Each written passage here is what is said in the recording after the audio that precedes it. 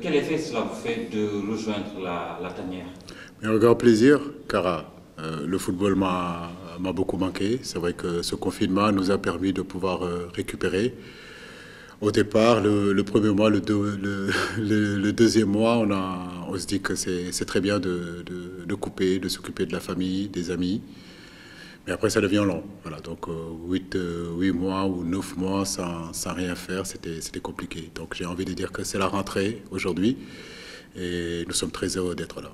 Vous avez commencé le regroupement depuis ce lundi. Est-ce que vous pouvez faire le point de la situation? Oui, lundi, on a eu 17 joueurs de champ et deux gardiens, donc en tout le groupe de 19 joueurs. Aujourd'hui, on aura les Grecs, plus Boulaïdia et Habib Diallo, qui étaient retenus dans leur club parce qu'ils étaient en instance de départ pour régler leurs problèmes contractuels.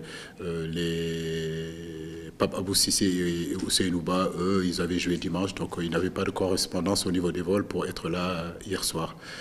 Mais je pense que je pourrai retrouver l'ensemble du groupe ce soir. Donc on sera au nombre de 23. Donc nous sommes très contents d'être ensemble.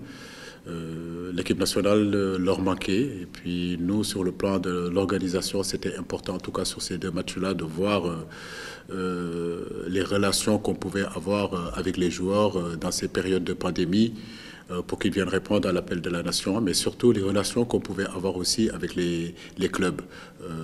Beaucoup de choses se sont dites. Est-ce que les clubs vont libérer les joueurs? Mais à l'heure où je vous parle, tous les clubs, en tout cas des joueurs qui sont concernés avec l'équipe nationale du Sénégal, les clubs ont joué le jeu et ils ont pu libérer leurs joueurs pour qu'ils puissent être là, à part bien sûr, comme vous le savez, Sadio Mané qui est malade du Covid. On lui souhaite un bon rétablissement, ainsi que Kalidou Koulibaly. Vous savez à Naples comment ça s'est passé aujourd'hui. Napoli n'a pas pu jouer contre la Juventus parce que l'État a décidé de mettre Napoli en quarantaine. Donc, justement, parlant de ces deux joueurs qui sont, quoi qu'on dise, les cadres de l'équipe qui seront absents, comment est-ce que vous allez faire sans? Nous devons faire ça parce qu'il y aura des matchs peut-être officiels, comme ça a été le cas durant la CAN, le premier match contre la Tanzanie. On n'avait pas joué avec Sadio Mané. Et puis la finale, malheureusement, on n'a pas pu jouer aussi avec Kalidou Koulibaly. Donc il faut se préparer aussi, peut-être par blessure, je ne le souhaite pas, d'un Sadio Mané qui sera indisponible avec l'équipe nationale, ou bien d'une suspension de Kalidou Koulibaly.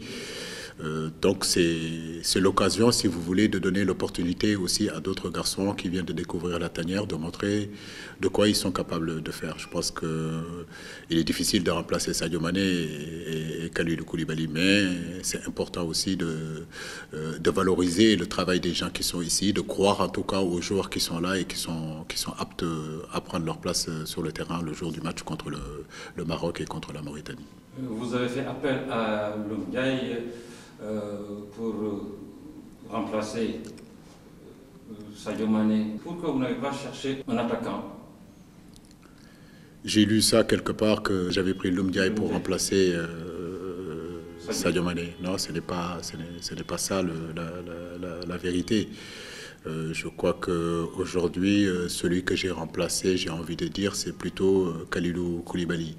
Dans la mesure où, au départ, j'avais choisi Cheikhou Kouyaté pour jouer dans le milieu et que Cheikhou est capable aussi de jouer derrière, du fait que Koulibaly n'est plus là. Donc j'ai décidé de ramener Cheikhou Kouyaté dans l'axe et puis, bien sûr, sur le plan numérique, de rappeler Loumdiaye. Mais il n'a jamais été question de changer Sadio Mané par Loumdiaye parce qu'à ce poste-là où Sadio Mané joue, on a Opanguet qui est capable d'y jouer, Mamba Batiam est capable de jouer, Ismaël Assar est capable de jouer, Sadio Diop est capable de jouer. Coach, vous avez certes fait appel à de jeunes joueurs, mais il y en a aussi d'autres jeunes qui excellent actuellement en Europe, à savoir Youssouf Badji et Ibrahima Niane. Pourquoi est-ce que ces deux derniers n'ont pas été convoqués? Ils n'ont pas été convoqués parce que tout simplement nous sommes sur une ligne directrice.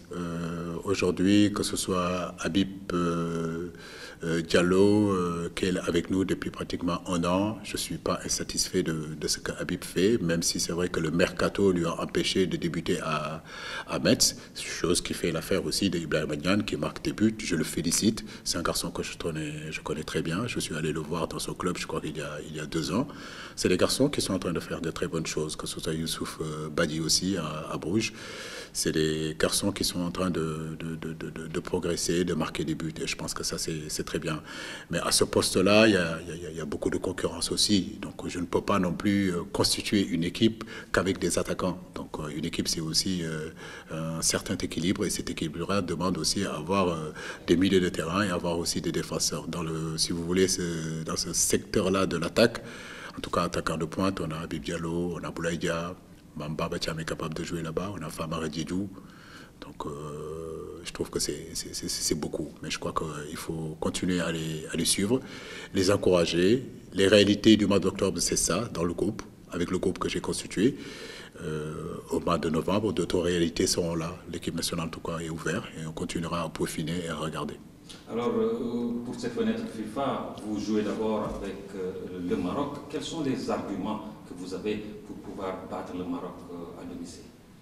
J'ai envie de dire que nous, ce qui nous préoccupe surtout, c'est au-delà du sportif, c'est surtout l'organisation, tant sur le plan sécuritaire et sur le plan sanitaire. Vous le savez très bien que ces moments que nous sommes en train de vivre, que le football est en train de vivre, sont des moments difficiles, que l'humanité est en train de vivre, c'est des moments assez compliqués. Au mois de novembre, nous avons un match à domicile et un match à l'extérieur. Donc, dans notre organisation avec la Fédération sénégalaise de football, on a voulu, si vous voulez, répéter la même chose qui pourrait se passer au mois de novembre. Tout à l'heure, je parlais des relations que nous avons avec les clubs, de la motivation aussi des joueurs, malgré ces conditions de pandémie, de venir répondre à l'appel de la nation. Donc j'ai envie de dire que réussir déjà cette logistique-là sur le plan médical et sur le plan de l'intendance, c'est primordial.